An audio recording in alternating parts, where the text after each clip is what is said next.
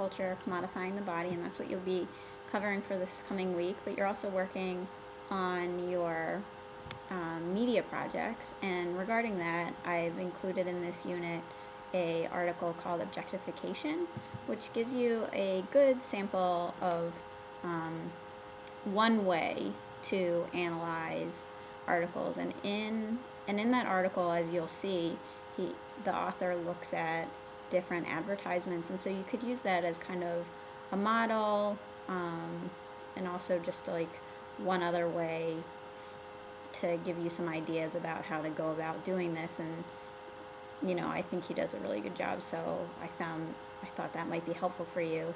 And you also watched the film last week with Gene Kilborn, which should also gives you another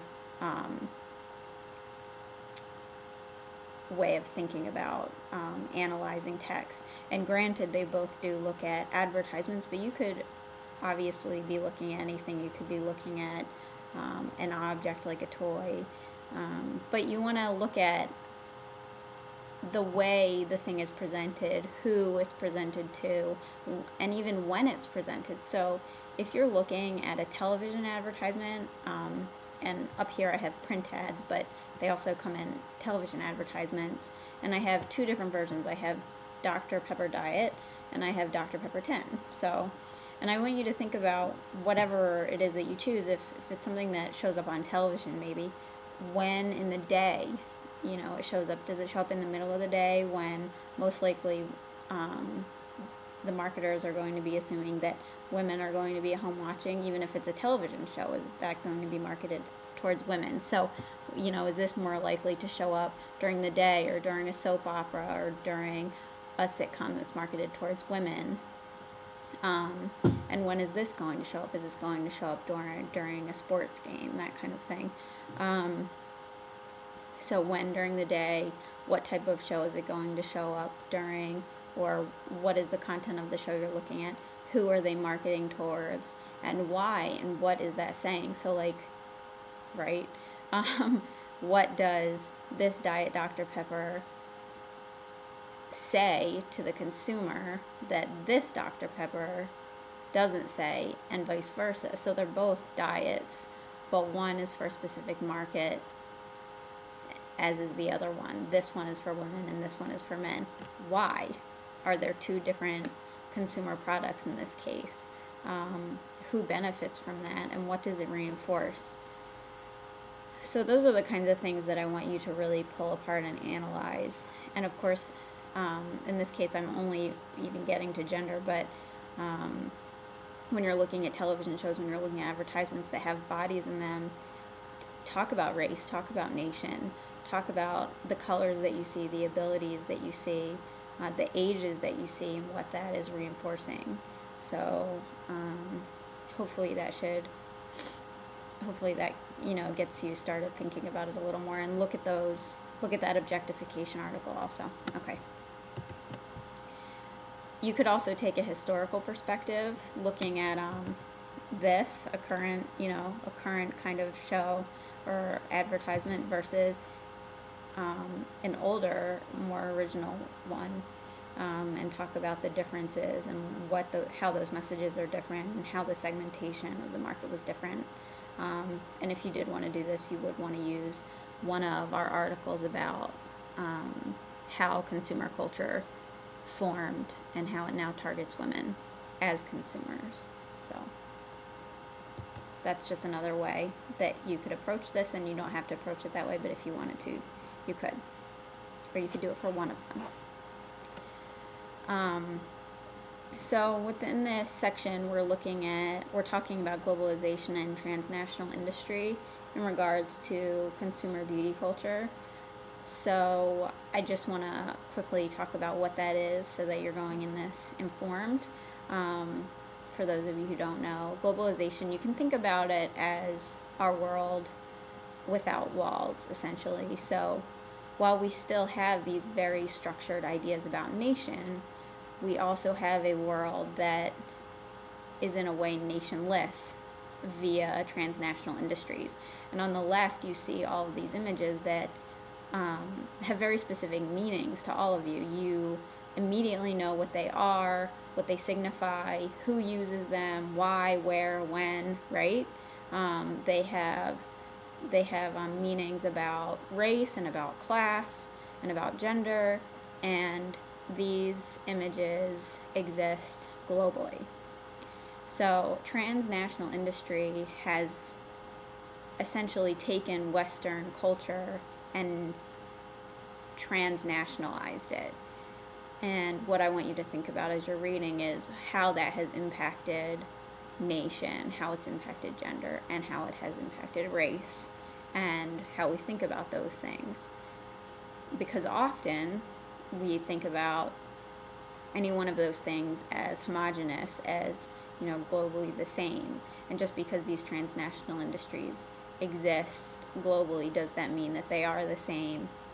And if they are becoming the same, what does that mean for global cultures? So those are, I mean, you know, those are just things to keep in your mind as you're reading. Specifically regarding consumer beauty culture, globalization affects the quantity of images and the content of images, because we are now a visual culture, as you probably know. You know, the advent of the internet, the rise of camera phones and film and digital, like everything is visual now, and so images are pervasive, and the images of the women that we see are very much controlled by these transnational industries. And so what is the image that these industries are presenting to the women and men of the world, to the children of the world? You know, think about how early does branding become something that we're aware of? Is it until we're 20, or is it when we're, you know, an infant and we start wanting Disney princess stuff and Winnie the Pooh and things like that? So think about how early we're acculturated to the global market and to branding, and what that does for our expectations of ourselves. And very often, you know, in relation to that, there's an ease of assuming that a Western image is natural, that it's timeless, and that it exists everywhere, that it's ahistorical, right? That it has, as this says here, always been this way, and it has been this way everywhere. Our ideas about the body, about women's bodies. And so what I'm presenting to you here is this image of Perseus rescuing Andromeda. It's a very famous piece of art where the artist is presenting an ideal image of beauty in the 1600s. And as you can see, what the European Renaissance ideal of female beauty was a large-hipped, graceful woman who had extremely fair skin.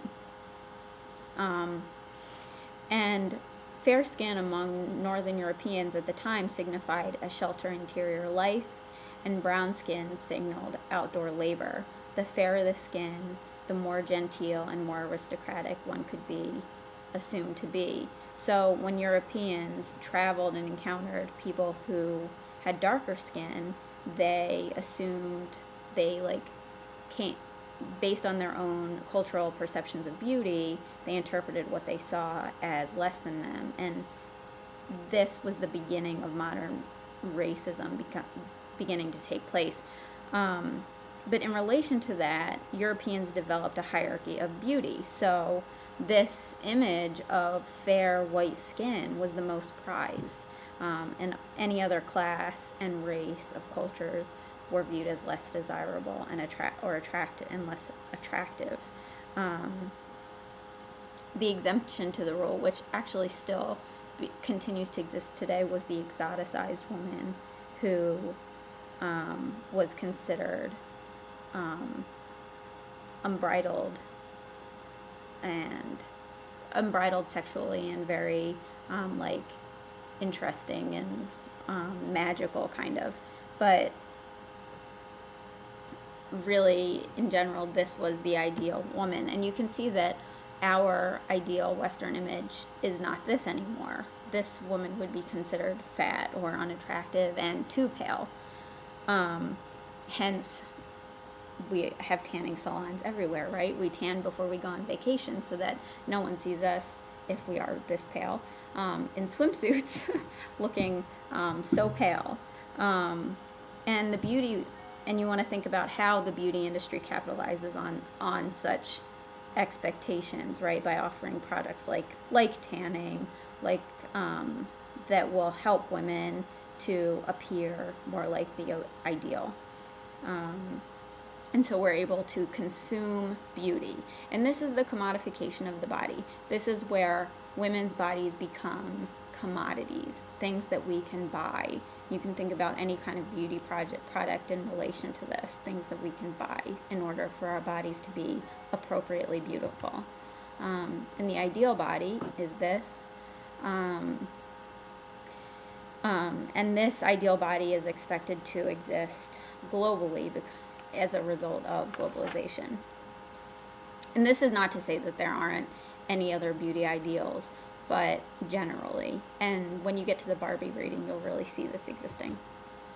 So the key concepts that we're covering are these four. So we're looking at beauty codes, ideologies, so material and representational effects, the transnational economic and cultural impacts, and so now you understand what transnational is, and also the complexity that occurs as a result of these racialized and sexual images that come from living in a transnational world.